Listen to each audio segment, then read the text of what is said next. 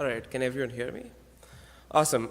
Hey everyone, I'm Alok Mysore, and I'm a computer science master's student at UC San Diego. I work with Philip Go on HCI research, who, as Shang just mentioned, unfortunately couldn't be with us today. This is also my first time at UIST and my first time presenting at a conference in general, so I'm both nervous and excited. So living in San Diego, I absolutely love to surf, but another thing that I really like to do is teach. So I was a TA with Philip for an introductory programming class where the students worked to build applications on Node.js and Bootstrap and Heroku. There was a really wide spread of prior programming experience among the students, and as a result, to accommodate this variance, we built slide decks that contained instructions, screenshots, commands, etc. These slide decks were typically shown in class, and they were also exported as images to the course webpage and further annotated with code, commands, etc. So the students really liked this format. They preferred the slides over other alternatives like having a screencast video. Obviously, because it's much easier to skim through presentations and videos are hard to search. But it was really hard for students to validate their progress. So what I mean by that is oftentimes while they were following the tutorial, they would stumble across some subtle error messages which would propagate themselves much later in the tutorial as completely unrelated errors. And they were really hard to debug, especially for novice programmers. So to handle this, the staff sort of maintained validation scripts that they went to each student and used to validate the system state and sort of help them debug. In addition, so this entire process was really tedious, and it was a lot of effort for the teaching staff. They had to manually demonstrate whatever they had to do on their machine, take screenshots, copy-paste code on the slide deck, format it, write these validation scripts, etc. And as we iterated over this course over multiple years, the content on the slides, the web page, and the skeleton code that was hosted on GitHub sort of became inconsistent with each other. And we really wanted to simplify this process. The bottlenecks that we just mentioned earlier sort of served as design goals for us. So we wanted to be able to create tutorials that were as easy to create as screencasts are. We wanted these tutorials to contain mini screencast clips, text, code, and commands. We wanted to allow the users to tweak the level of details of the tutorial. Now, what I mean by that here is if I'm someone who's really new to writing programs on Node.js, I don't really need to know how npm goes and installs packages on my machine. Whereas if I've worked with Node.js for about 6 months, maybe I might be interested in that. I might be interested in knowing where those JavaScript files are imported on my machine. We also wanted to allow users to validate their progress step by step. So we knew that multimodal tutorials were a really good format for presenting tutorials, and the sketch that you see here is sort of what we wanted to see as a tutorial on that we built. So as you see here, we had the entire tutorial split up into sections. Each section self-contained all of the content in it, which include annotations, screencast clips, file diffs, etc. So with all of this in mind, we built Torta. So Torta is a system to first record demonstrations, which include like GUI and command line demonstrations, edit the demonstration that you just recorded, and then allow for consumers to view whatever you just recorded, either on a web interface or by running it on their own machine. So I'm going to spend the next bit of time sort of nerding out on how we built this entire system. The first step in this is actually recording what the operating system is doing. So to do that, we first recorded the screencast of the user's machine along with the audio so we can include the author's narration. We also recorded the position of every window that was on the screen. Once we had that, we then tapped into Unix's dtrace interface that's also present on Mac OS X to intercept file system related activity. So this helped us record file diffs and files that the user created on the machine. We then added hooks into Bash so we could get the commands that were executed and also the outputs of those commands. And we also recorded the processes that were running on the machine and also the keystrokes that the author did. So it was a full-fledged malware of sorts. All of this data was sort of time-stamped. We did some light pre-processing, and we put all of this in an event log that you see there. This event log sort of served as a skeleton tutorial that the author could edit. So to break the tutorial into steps, we used a heuristic that each step was corresponded to one foreground window. So we divide the entire tutorial by the foreground windows that were present that we just recorded. So the author can do things like delete steps that they made mistakes in, or hide steps that they deem as unnecessary, or delete files they deem unnecessary, and a whole host of other things. So once they're done with the editing and the post-processing, we get the final output tutorial package. Now this tutorial package could be downloaded by the students, or it could be hosted on the course webpage as a normal web tutorial. So going back, this is what we wanted the end result to look like, and this is what it actually looked like. So as you see on the left top of the screen, we have a screen clip that's about 45 seconds long. So it's short enough for users to skim through, and long enough to provide enough context for them. On the top right, you see the textual annotation that the author added in during the editing phase. And at the bottom, you see a file system tree, which contains the files that were changed during this entire step. So in this case, index.js was changed by the author. And if you double click on that, you can see the diff of what changes happened. Now this step shows the author demonstrating something on a terminal window. It's pretty similar to what you saw in the last step, except at the bottom, you see the commands that were executed. And bear in mind, all of this is automatically generated again. So if you are a user and you are looking at this step, and you see that the author ran npm install, you don't really need to type it out explicitly on your terminal window every single time. You can click on the copy button that's encircled in red, and that copies it into your clipboard, and you can paste it. And there's also the notion of validating and running, which I mentioned earlier. So if the consumer of this tutorial downloaded the tutorial onto their machine, they can validate the changes that happened on their machine versus the changes that happened on the author's machine. So there's more details about how the technical implementation of the validation works on our paper. There's also the run button that's encircled in red. And if you click on that run button, it actually spawns a terminal window on your machine and runs the command that's mentioned at the bottom.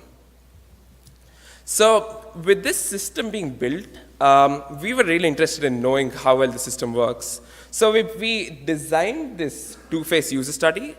So in the two-phase user study, the first phase was the creator user study, where we had creators coming in and authoring tutorials on Torta and other alternatives. And we used these tutorials that these creators created as an input for the next phase of the consumer user study. So in the consumer user study, the users looked at the tutorials that the creators created and compared it versus their alternatives. So going forward to the creator user study, we had about 10 computer science TAs who participated for about 1 hour each. 5 of these first created a tutorial on Torta, and then created an equivalent tutorial on Google Docs. 5 of them did it in the opposite order. They did it on Google Docs first, and then on Torta. We used Google Docs as a sort of a proxy for building web tutorials, because obviously building a web tutorial from scratch would have taken a lot of time. And at the end of it, we had like a 15-minute semi-structured interview to talk to them through the entire experience. So all the creators use multiple GUI applications such as Sublime Text or Finder to create their tutorial, and they also ran multiple terminal commands. All of these creators also use the editor to hide unnecessary steps and also to delete steps where they made errors in. And all the creators also self-reported to have liked Torta better than Google Docs. So coming to the comments that some of the creators made, I think the most important comment is the first one, which is saying that Torta eliminated context switching while recording. So what they meant by that is when they were doing a tutorial on Google Docs, they first had to do, run a couple of things on Sublime Text, then run a couple of commands on terminal, then take screenshots of everything that they did, copy all of the commands, copy all of the code that they did, put it on Google Docs, format all of it, and then go back and resume what they were doing just then. So Torta sort of enabled them to remove this entire context switching, and it also automatically took in screen caps, code, and screenshots and put it in the tutorial without the author having to manually do things. They also felt that GUI actions were much better explained on these mini screen caps with audio explanation, much better than writing it in text. They also felt that one issue that some authors had was they took a while to get used to the window-based segmentation. So some of them made a mistake the first couple of times by speaking while they were switching windows. And as a result, the voice got cut off. But once they repeated the mistake about 2 or 3 times, they got used to it and they stopped talking when they switched windows. Now, going forward to the consumer study, as we said, we used the tutorials that these creators just created as input for these consumers who were 6 undergrad computer science students. 3 of them followed the Torta tutorial first, and then looked at the alternate equivalent tutorial on Google Docs. 3 of them followed the Google Docs tutorial and then looked at the alternate on Torta. And all 6 of them self-reported to have preferred looking at the Torta tutorial over Google Docs. And this was for a variety of reasons. The first one was they felt that the tutorials that were on Torta had a very consistent structure, in the sense that they knew that the screen cap would always be on the left top of the screen and the text on the right top of the screen, and the file system diffs and other things at the bottom of the screen. They thought that the tutorials on Torta were much more information dense because it contained screencasts, narration, file diffs, bash commands, all within the step itself. They agreed with the creators that the GUI app interaction was best explained with screen caps. And they liked the fact that they could see the diff of every file like right there. And they really liked using the validate and the run buttons in the tutorial. So I'm going to use the rest of the time that I have remaining in talking through some of the design decisions that we took which made Torta what it is. So the first one was we designed Torta to be as application agnostic as possible.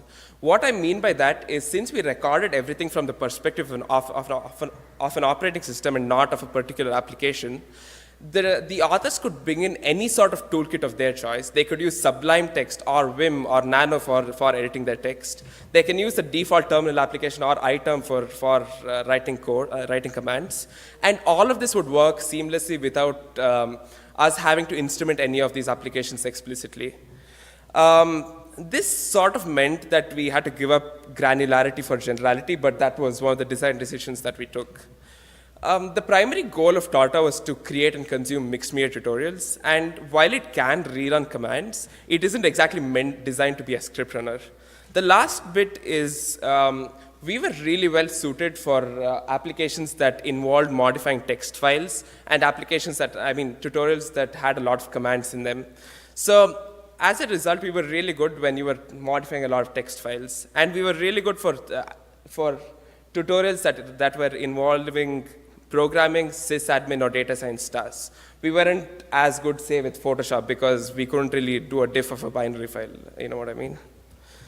So to summarize, we built Torta. It was a system to first record a tutorial through demonstration, edit the tutorial that the author just recorded through demonstration, and we have a viewer that the users can look at the tutorial through a web page or run on their own machine. Thank you so much for listening to me, and if you have any questions, I'd love to answer them.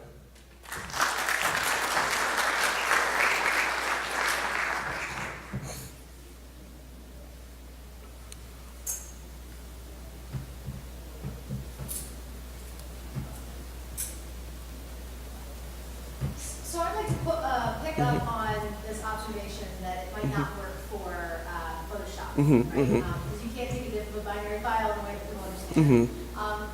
Do you have any insight into, maybe what's the next domain that if you could move the system towards something like Photoshop, do you think, might be low-hanging fruit for people who want to build on your work? So there are some systems that actually do Photoshop-related mixed smear tutorial generation.